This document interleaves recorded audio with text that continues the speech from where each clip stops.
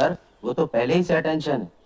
दोस्तों, आज एक ऐसा फनकार हमसे बिछड़ गया जिसने अपनी पूरी जिंदगी दूसरों को हंसाने, खुशियां बांटने और फिल्मों में रोशनी फैलाने के लिए वक्फ कर दी। जी हाँ, हम बात कर रहे हैं मारूफ भारतीय कॉमेडी अदाकार गौरधन असरानी, जिन्हें पूरी दुनिया असरानी के नाम से जानती है। असरानी साहब का ताल्लुक भारत के शहर जयपुर से था, जहां वो 1 जनवरी 1941 को पैदा हुए।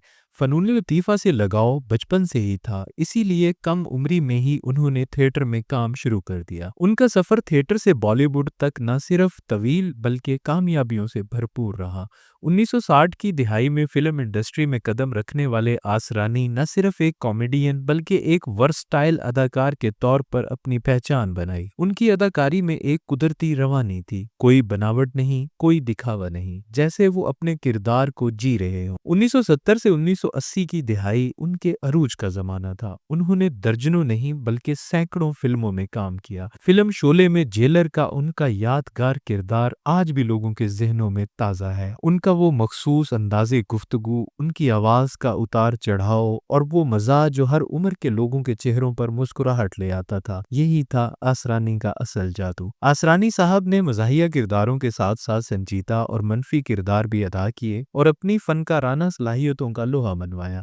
यही वजह थी कि वो सिर्फ एक कॉमेडियन नहीं बल्कि एक फनकार कहलाते। नहीं पीछू जी लगा पीछू। जी पापा जी। जितना बोला उतना ही बोल। चुप क्यों है? मुंह में जबान नहीं है क्या? उनकी फिल्मी जिंदगी में 350 से जायद फिल्में शामिल हैं, जो खुद उनकी मकबूलियत और मेहनत का मुंह बोलता सबूत है।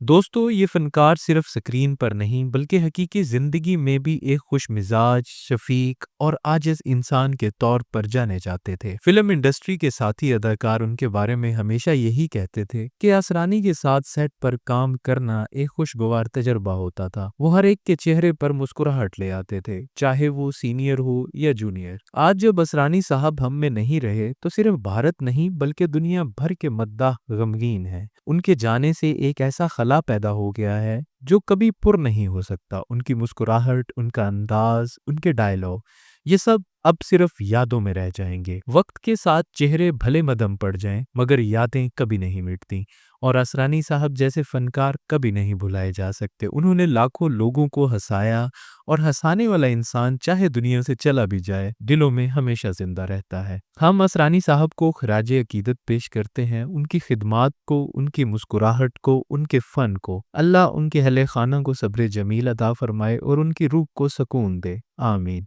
असरानी साहब, आप एक बाब नहीं बल्कि एक पूरी तारीख हैं और आप हमेशा याद रहेंगे।